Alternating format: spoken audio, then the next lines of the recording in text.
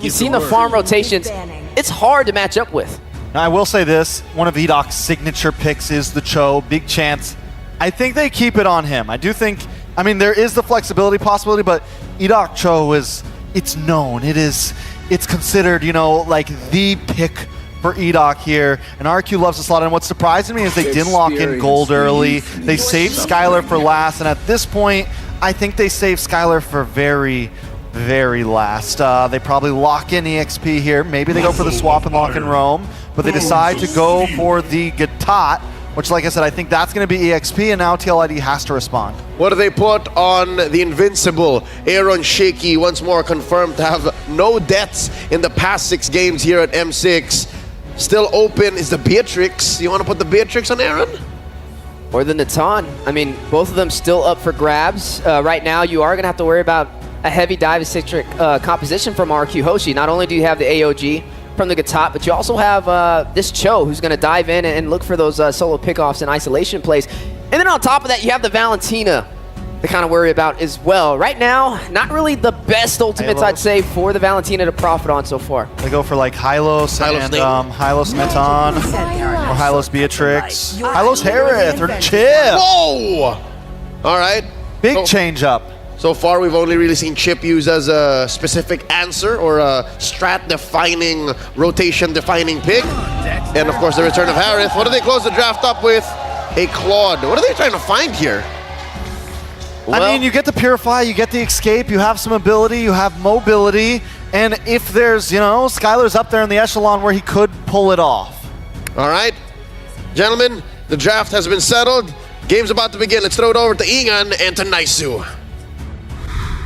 Thank you so much, panel, for breaking it down. Welcome back to the English casting desk here. Again, I'm Naisu, and this is Ingan, and we're ready to bring you the second match of the day. Maybe we get 5 games again. Ingan, you know, we just had an amazing series conclude with Fnatic Onyx locking in the top 4. Now, one of these teams fighting to be the first one, at least from Indonesia, to move forward to the top 4. How are we liking the draft here? You know, I like the fact that there's a Chip. Chip has been utilized a lot by highly macro teams in terms of getting the objectives that they need, and at the same time going for the split pushes. So it's interesting how TLID will play upon this Chip. We'll see if the Chip's going to work or not. It's the Kings versus the Champions. Who will reign on the world stage, and it starts here in game number 1. Again, a best of 5 to decide the fate for the 2 teams from Indonesia.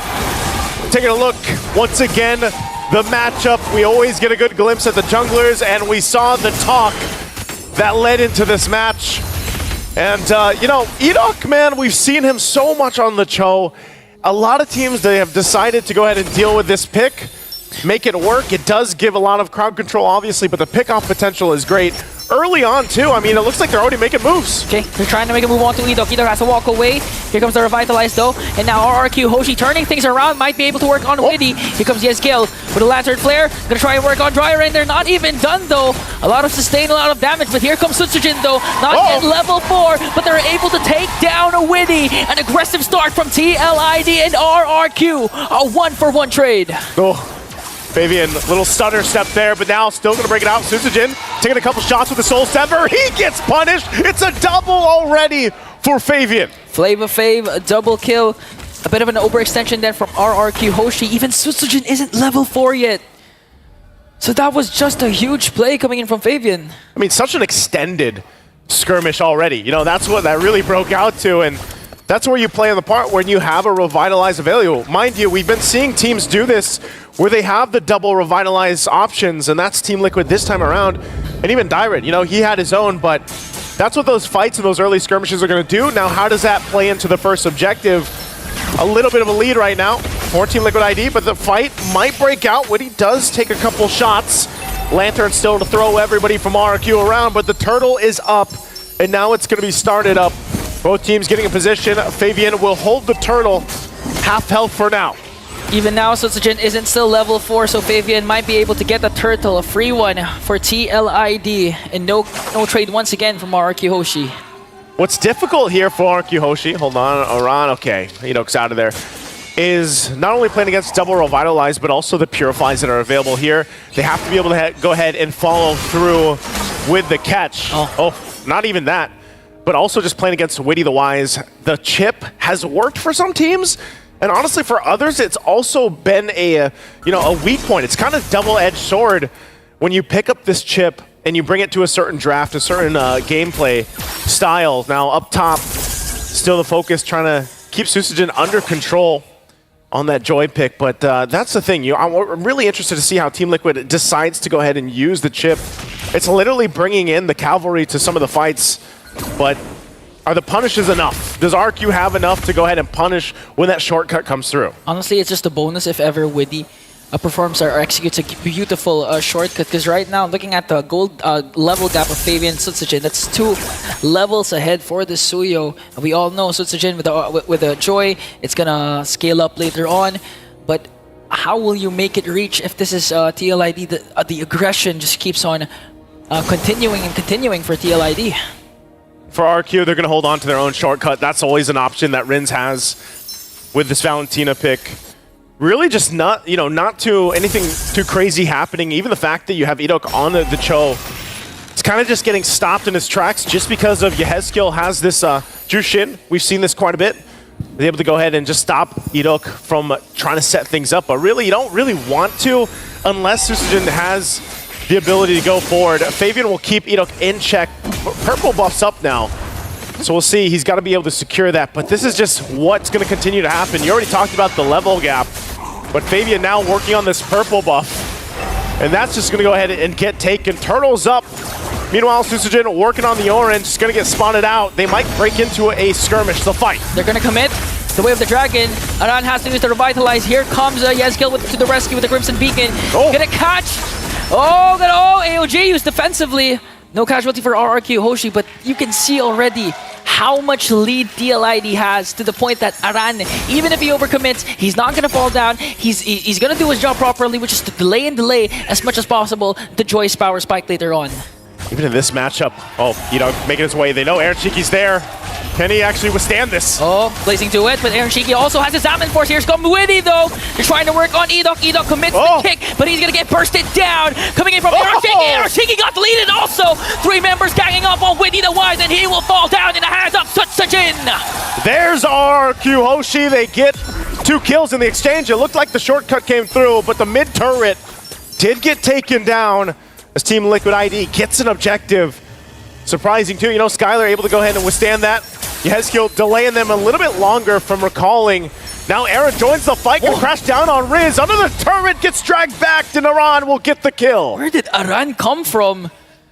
All of a sudden, Rins just got bursted down, and TLID, they already got the mid lane turret. Okay, Edok commits the kick onto Flava Fave. Will he be able to escape though? Here comes the Sever. It's gonna hurt quite a bit. Aran still has the power of Wild Wilderness. So TLID gonna go again for the purple buff steal. You're gonna take this, we'll see this time around. Susagen's just here, just around the corner. Might actually just lose it. Again, there's a lot of pressure on that side of the jungle, and right now, even though RRQ Hoshi finds a couple kills, TLID holding on comfortably to the lead that they have, and they'll play around with some of the macro decisions that they have whenever they have shortcut available. So with this building into the next objective, they might go 3 for 3 on the turtles, and it's up to RRQ Hoshi to decide on how they want to approach this. They might just give up all 3 turtles and just try to play catch-up. We know that Skylar on a Claude needs more time to build up to get the items that he needs in comparison to a Harith for Aaron Shiki. Well, right now, turtles up. Radiant Armor is locked in now for Edok. That might help him dealing a little bit with this, the Jushin across from him, but so far, we really haven't seen those setup kicks that we're looking for from Edok like we've seen previously, as now the 3rd turtle is locked in, secured for TLID. Yeah, and I actually like to go back to your point, because the reason why Edok is having a hard time or having trouble with finding those angles is because of the constant pressure Yehezkiel has been putting onto him. And even Aran, every single burst that he can find, he's going to go in and try to get Edok out of position. So far, TLID, not just controlling all the neutral objectives, also getting a lot of ground covered for their side. I'm surprised at just how methodical this is, and that's why it's a little bit slower paced, just because TLID, they know their advantage. They can go ahead and play around the macro level. They don't have to force any fights. A lot of the times, they're just kind of responding. As long as they keep Edok in check and he's not you know, doing what he has to do on the Cho, they don't really have to force anything. They just whittle down the turrets, get the space they need, focus on taking the buffs if they can, or at least putting pressure there, and just continue to build up. I mean, nothing, you know, nothing action-packed has happened in the last 2 minutes or so, but they continue to build up on the gold lead that they have. So it's RRQ Hoshi that has to kind of stop the bleeding here. Okay, electrifying beats for Susujin. Just trying to keep TLID at bay. They might go for Edok. Lantern Flare is going to connect, forcing Edok to use the flicker. Here comes Rinso. He has his own Crimson Beacon. And now RRQ Hoshi still standing their ground. They're not going to let the second tier turret get taken down. Now they hold on to it, but again, they're just really holding on at this point. Now waiting for that lore to come up, and with TLID having the lead they do, they should be able to go ahead and secure things. Finally working on the tier 2. They'll whittle this down a little bit with Aaron Shiki. It looks like RRQ Hoshi doesn't want to let it go though. They will clear out the lane and keep the turret up. But still, the rest of the pressure is just going to stay there again for TLID, and knowing that they can just let RRQ Hoshi respond. This time Rins is holding on to his own beacon. Edok though takes a couple shots. Aaron's going to jump in. Commits the power of wilderness. Now he has to walk away. Because the damage, he has to respect the damage coming in from RRQ Hoshi, but that was more than enough for TLID to secure higher ground in this Lord pit. Again, they're just really controlling the mid lane, the bottom lane, and now even the minions are going to take down the bottom lane turret. You can see that. Again, a previous record, it's beaten by 1 second now. Fastest level 15, and that's just going to be another objective. But they go in with a shortcut. Are they going to be able to follow through? That's already the Lord taken. The shortcut to come up. They don't get any kills, but they might fight here. They commit the kick, but is it going to be enough? Though Skylar goes in with the blazing duet. Aaron Shiki onto the backline with his Zaman Force, going to be able to take down one more. AOG going to be used up defensively. Yanskill on the other hand, going for Jiren. They're going to evade a potential death, but Fabian says no, we want more, and brings down 2. Oh man, you heard it earlier. He said, be careful. Goes in, gets a kill, and now with the Lord in favor, it's looking a little dire here for RRQ Hoshi, trying to defend the base. Okay, they're ganging up on Edok. Lantern Flare is there. Edok has to walk away. The damage chunking up a lot of his health. Energy shields will be popped in the middle lane. And onto the bottom lane, RRQ Hoshi. They have to think about how to clear out this Lord as fast as possible without suffering any inhibitor turret takedowns. Here, they might be able to go ahead and clear this out. Again, only the first Lord. RRQ Hoshi makes work of it. But they do lose space, more space around the map. They already didn't have a lot to work with. But that gold lead continues to build up as Team Liquid ID just keeps punishing RRQ Hoshi's positioning, and that's all utilizing the shortcut. I mean, that's exactly what it is. You know, 1 minute they're taking the Lord, next thing you know, here comes Team Liquid ID through a portal, crashing down. And RRQ Hoshi, they don't have an answer for it just yet. You know, even Skylar, he needs time to continue to build up. He's got the Corrosive Scythe and DHS, still working on the next last item here to really come online, that Trinity for the Claude. So they're just kind of lacking some damage. Part of that was in due too, that Susujin was just, he had a hard time in the jungle, man. He was gapped early on, and until now, quite behind Fabian. Yeah, the first 2 kills that Fabian picked up onto the early game was really crucial because that opened up a lot for TLID, not to mention that they were able to take down the mid lane turret even before the 3rd turtle respawned. So Susujin's jungle has been exposed rapidly, and I just noticed Aaron Shiki already has a death. And now they're trying to go for Yizikal, forced to use the Crimson Beacon. Skylar going in with a blazing duet. Now they're going to work on Fabian. There's the kit, but Witty goes in with a shortcut. They're going to be able to break down Yizikal and Fabian. Here comes the Kingdom, trying to answer back, working on Aaron Shiki. Rins used to the Crimson Beacon to walk away, but Jiren though is going to get caught though by TLID. For the price of Skylar, they were able to take down Yezkiel and Fabian. There we go, RRQ Hoshi able to find something. Yes, Skylar went down, but that was a fight that they decided to take. They jump on in and they follow through from Jiren. But man, do they have ground to cover.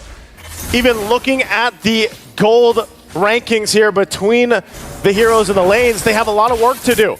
Even for Skylar, like I mentioned, he was nearly there for the 3-item power spike that is for the Claude, which just locked in the golden staff. But you don't want to go ahead and lose all those fights. If they can get a couple kills, that's great. But can they actually go face-to-face in a team fight for the Lord? It might be better for them to go ahead and continue to try to farm up, buy some more time in this game because of how one-sided the early game was. TLID will go ahead and start this up, and this is going to be a quick one. Already half health on the Lord, and RRQ Hoshi going to be too late to get in this side of the map. They will try to get the purple buff at least.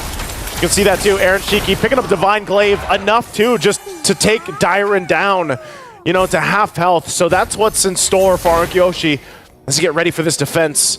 Now, Ingon, are they going to get past this? Are they going to get past this Lord push in, being down this much? I mean, it's still possible.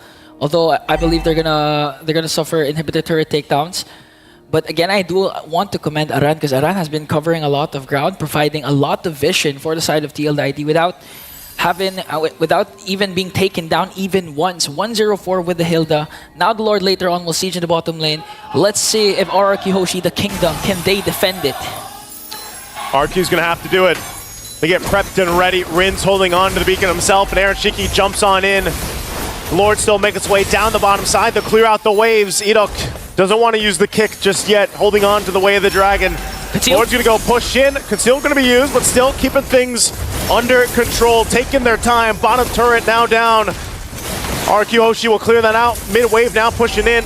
We're gonna take this. The Conceal's already gonna be used. Oh, okay. Here comes Arando onto the back. Edok commits the kick.